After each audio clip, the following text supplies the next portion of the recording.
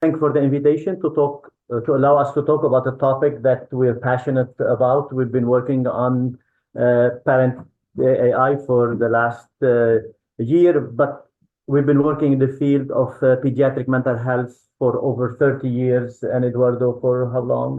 20 years. So together we have about 50 years experience working with children and adolescents. I know the pictures are a little bit for of us that was maybe 10 years younger, but we bring together quite a bit of an experience with regard to pediatric mental health. And mostly, and you will see in the lecture here, is to try to focus on practical things related to managing behavioral problems in children. So first, in terms of agenda, we'll talk a little bit about the background, science, and theory, and we're going to give you some tips, more tips, and tips again about how to deal with these challenging behaviors. We know also that screen time is something very important that a lot of parents deal with, so we're going to touch on that, and there will be a lot of examples about that. The other thing we're going to be talking about toward the end is what kind of solution. One of the things that we're all excited about is artificial intelligence. And artificial intelligence, there are a lot of program platforms that can be using parenting to allow us to deliver some training to parents who have children with challenging behavior, including ADHD. And the company that we put together that we're working on is Parent AI, and we'll talk a little bit about that at the end. And as you would expect, we'll have some time at the end for questions and answers. So let's start. What is the problem?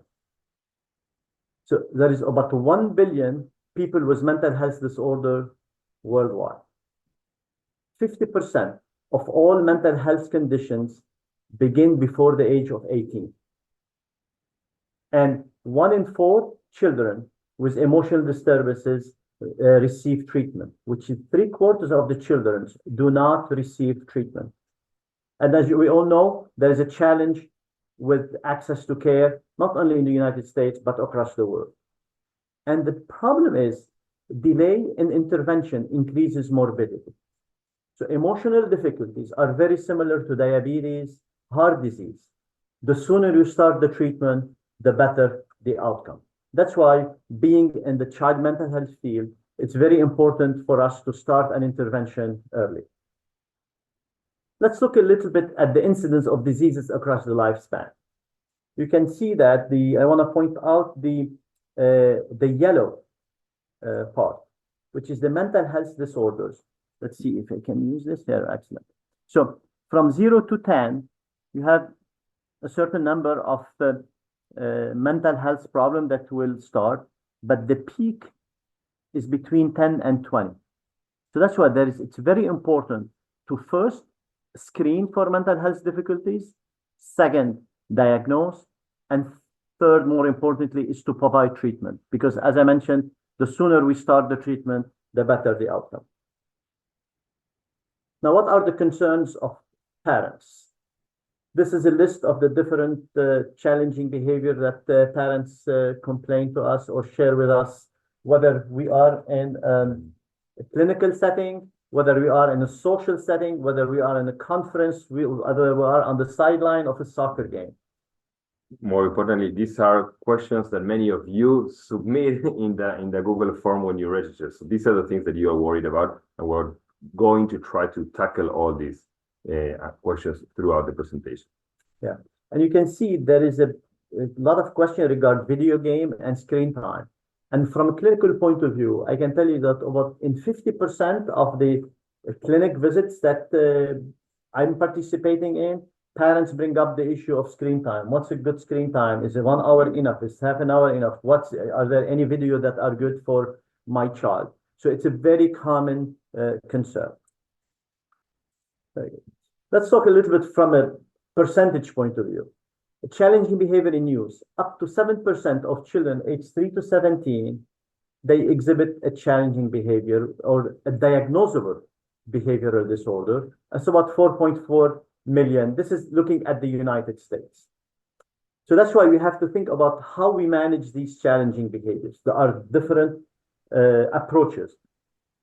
Psychoeducation, coaching, individual therapy, group therapy, family therapy, parent management training, and teaching parenting skills to parents.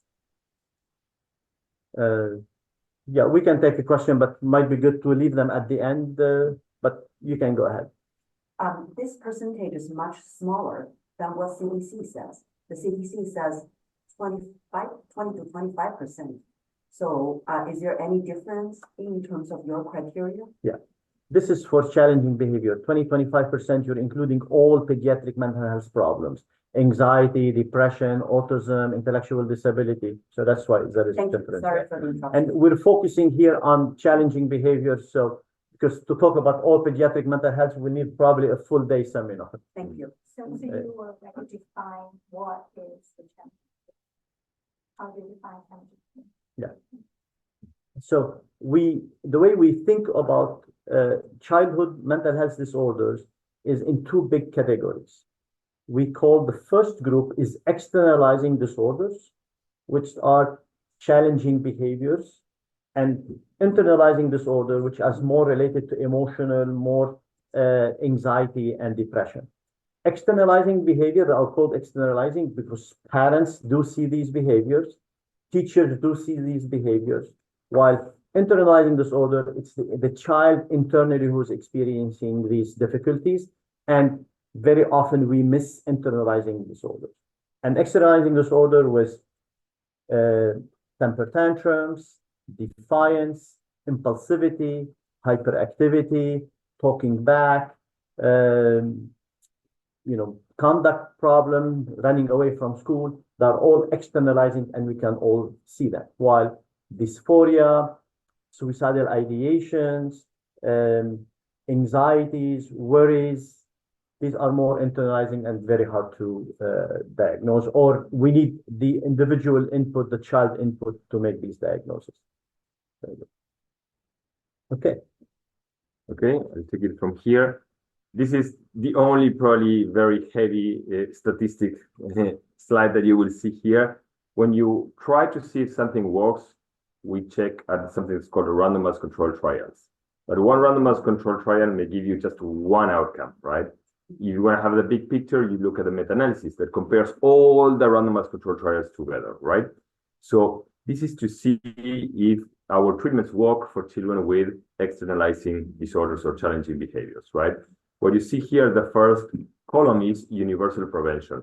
If you do parenting programs for every kid in the world, there's going to be a small benefit. If you do a parenting program for kids that have some level of risk, the benefit's going to be what's called kind of small to medium, right? And when you do it like a treatment, the benefit's going to be from medium to large, right? So that means that every single parent in the world can benefit from these tools, right? Especially the ones that have more challenging behaviors. So what do these parenting programs include? They all have like similar concepts, similar skills, but they share like this principle. It's a pyramid with 3 levels, right? First one is you want to be sure that the relationship is okay, right? If your child is super annoyed with you, whatever you ask them to do, probably it won't work, right? Think of this, if you're a parent, think of this with your boss, right? If you really dislike your boss, you won't be that motivated. If you really like your boss, whatever they tell you, even if it's challenging, you will be motivated, right? So first thing that we usually try to be sure that works is relationship. Especially as a parent, it's challenging not to be nagging your child if they're always misbehaving, right? So it's like a vicious cycle. The other thing that you try to do, right, is to improve positive behaviors. That's easier than decreasing negative behaviors. That generates a more positive cycle of interaction, right? So usually you start with the relationship, then you start improving positive behaviors, and at the top of the pyramid, that means that you spend less time working on that area, is how to decrease negative behaviors. If you remember this principle, you will have kind of the key to all parenting programs, right? This is super important. Are you spending more time in the top of the pyramid trying to tell your kid whenever it's doing something wrong? Or are you spending more time in being sure that you have a good relationship and improving whatever they're doing that's good, right?